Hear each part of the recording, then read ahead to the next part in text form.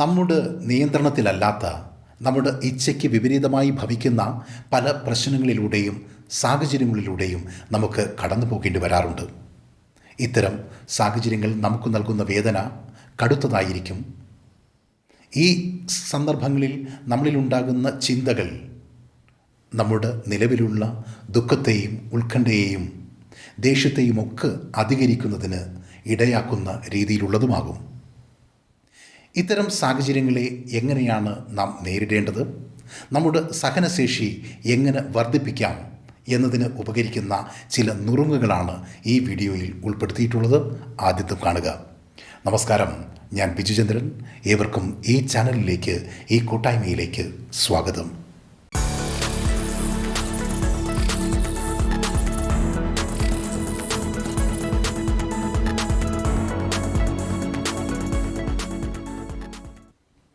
നമ്മുടെ തീരുമാനത്തിന് കീഴിൽ വരുന്ന, നിയന്ത്രണത്തിൽ കീഴിൽ വരുന്ന കാര്യങ്ങളാണെങ്കിൽ നമ്മുടെ ആഗ്രഹപ്രകാരം തന്നെ നമുക്ക് സാധിച്ചെടുക്കുവാൻ കഴിയും.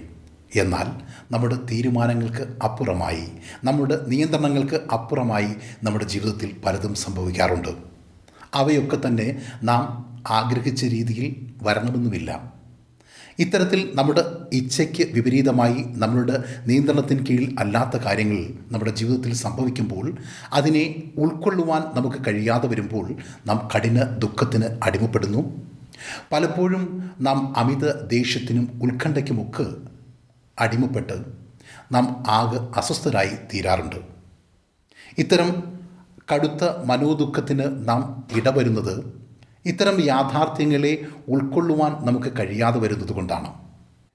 ഇത്തരം സാഹചര്യങ്ങളിൽ നമ്മളിലുണ്ടാകുന്ന ചിന്തകൾ തീർച്ചയായും നമ്മൾക്കുണ്ടാകുന്ന മനോദുഃഖത്തെ, ദേഷ്യത്തെ, ഉത്കണ്ഠയെ അധികരിക്കുന്ന രീതിയിൽ ഉള്ളതാകും.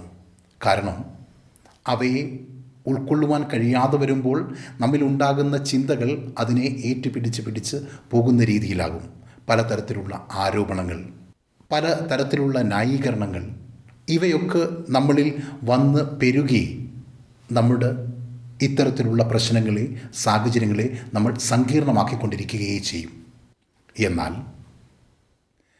ഇത്തരം സാഹചര്യങ്ങളെ, ഇത്തരം പ്രശ്നങ്ങളെ തിരിച്ചറിഞ്ഞ് അതിൻ്റെ പൂർണ്ണതയിൽ സ്വീകരിക്കുവാൻ നമ്മുടെ മനസ്സ് തയ്യാറാകുകയാണെങ്കിൽ, തുടർന്ന് ഇത്തരത്തിലുള്ള ന്യായീകരണങ്ങളോ അല്ലെങ്കിൽ ആരോപണങ്ങളോ നമ്മിൽ നിന്ന് ഉണ്ടാകാതെ നാം അതിനെ അതിൻ്റെ പൂർണ്ണതയിൽ ഉൾക്കൊള്ളുമ്പോൾ നമ്മിലുള്ള ദുഃഖം അധികരിക്കുന്നതിനുള്ള സാധ്യത വളരെ കുറവായിരിക്കും. അതായത് ഇത്തരം സാഹചര്യങ്ങളിൽ നാം ഒരു ടിപ്പിക്കൽ തിങ്കിങ്ങിൽ നിന്നും നാം ഒരു റാഡിക്കൽ അക്സെപ്റ്റൻസിലേക്ക് വളരേണ്ടതുണ്ട്. ഉദാഹരണത്തിന്, നാം ജോലിക്ക് വേണ്ടി ഒരു ഇൻ്റർവ്യൂവിന് ഒരു സ്ഥാപനത്തിൽ പോകുന്നു എന്ന് കരുതുക. തീർച്ചയായും ആ ഇൻ്റർവ്യൂവിൽ നാം ശരിയായ രീതിയിൽ പങ്കെടുക്കുന്നു. എന്നാലും ആ ജോലി നമുക്ക് ലഭിക്കുന്നില്ല എങ്കിൽ നമ്മുടെ മനസ്സിന് അത് ഉൾക്കൊള്ളുവാൻ കഴിയാതെ വരാതെ, ഇത് നമുക്ക് സംഭവിക്കുവാൻ പാടില്ലായിരുന്നു, ഞാൻ നല്ല രീതിയിലാണ് പെർഫോം ചെയ്തത്, അവർ എന്നെ തിരഞ്ഞെടുക്കാതിരുന്നത് ശരിയായില്ല, ഇത്തരത്തിൽ നമ്മളിൽ ചിന്തകൾ പെരുകുകയും അതിനെ സ്വീകരിക്കുവാൻ തയ്യാറാകാതെ മാനസികമായി നാം ദുഃഖത്തിനും അസ്വസ്ഥതയ്ക്കും ഒക്കെ ഇടവരുകയും നമ്മളിൽ ദേഷ്യവും ഉത്കണ്ഠയുമൊക്കെ അധികരിക്കുകയും ചെയ്യുന്നതിന് ഇടവരുന്നു.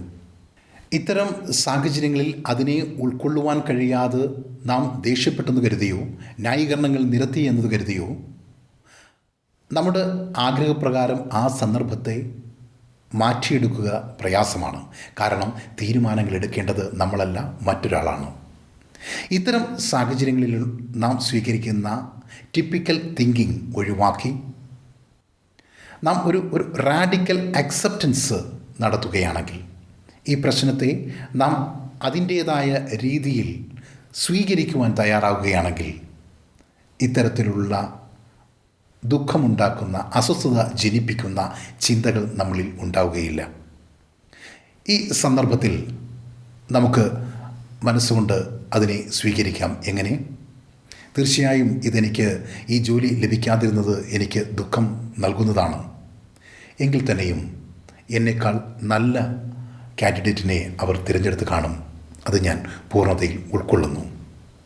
ഇങ്ങനെ വരുമ്പോൾ നമ്മിൽ നിന്നും തുടർന്നുള്ള ചിന്തകൾ നമ്മെ അസ്വസ്ഥതപ്പെടുത്തുന്ന രീതിയിൽ ഉണ്ടാവുകയില്ല എന്നുള്ളതാണ്. അതുകൊണ്ട് തന്നെ ഇത്തരം സന്ദർഭങ്ങളിൽ നമുക്ക് സാധാരണ രീതിയിൽ ഉണ്ടാകുന്ന ദുഃഖത്തെ അധികരിക്കുന്നതിന് അത് ഇടവരുത്തുകയില്ല. ഇത്തരത്തിൽ നമ്മുടെ നിയന്ത്രണത്തിന് കീഴിലല്ലാത്ത പല കാര്യങ്ങളും നമ്മുടെ ജീവിതത്തിൽ സംഭവിക്കാറുണ്ട്. നമ്മുടെ ഏറ്റവും വേണ്ടപ്പെട്ടവർ മരിക്കുവാൻ ഇടവരുമ്പോൾ അതിനെ നമുക്ക് ഉൾക്കൊള്ളുവാൻ കഴിയാതെ നമ്മെ മതിക്കുന്ന പല ചിന്തകളും നാം നമ്മുടെ ഉള്ളിൽ കൊണ്ടു നടക്കുമ്പോൾ തീർച്ചയായും നാം മാനസികമായി തളരും. നമുക്ക് ആ സാഹചര്യത്തെ ഒരു സഹനശേഷി നമ്മളിൽ ഉണ്ടാവുകയില്ല. നമ്മളിൽ ഉണ്ടായിക്കൊണ്ടിരിക്കുന്ന ചിന്തകൾ ഇത് എനിക്ക് സംഭവിക്കുവാൻ പാടില്ലായിരുന്നു എന്ന രീതിയിലുള്ള ചിന്തകൾ അധികരിക്കുമ്പോൾ തീർച്ചയായും നമ്മൾ തീരാ ദുഃഖത്തിന് അടിപ്പെടുകയും ചെയ്യും. ഇത്തരം സന്ദർഭങ്ങളിൽ നമ്മുടെ നിയന്ത്രണത്തിന് അപ്പുറമായിട്ടുള്ള കാര്യങ്ങളെ നാം അതിൻ്റെ യാഥാർത്ഥ്യബോധത്തോടു കൂടി തന്നെ സ്വീകരിക്കുവാൻ തയ്യാറാകുക എന്നുള്ളതാണ് പരമപ്രധാനം. ഇത്തരം ദുഃഖകരമായ സാഹചര്യങ്ങളിൽ നമ്മുടെ സഹനശേഷി വർദ്ധിപ്പിക്കുന്നതിന് നാം നമ്മുടെ ഫോക്കസ് നമ്മളിൽ നിന്നും തിരിച്ച് ബാഹ്യലോകത്തേക്ക് കൊണ്ടുവരിക. എങ്ങനെ? നമുക്ക് ഇഷ്ടമുള്ള കാര്യങ്ങളിൽ നമ്മുടെ പഞ്ചേന്ദ്രിയങ്ങളെ മുഴുകുവാൻ അനുവദിക്കുക എന്നുള്ളതാണ്. നമുക്ക് ഇഷ്ടപ്പെട്ട കാര്യങ്ങളിൽ നമ്മുടെ കണ്ണിനെ എൻഗേജ് ചെയ്യിപ്പിക്കുക. നമുക്ക് ഇഷ്ടപ്പെട്ട സ്ഥലത്ത് പോകുക, അവിടെയുള്ള കാഴ്ചകളെ സ്വീകരിക്കുവാൻ കണ്ണിനെ അനുവദിക്കുക.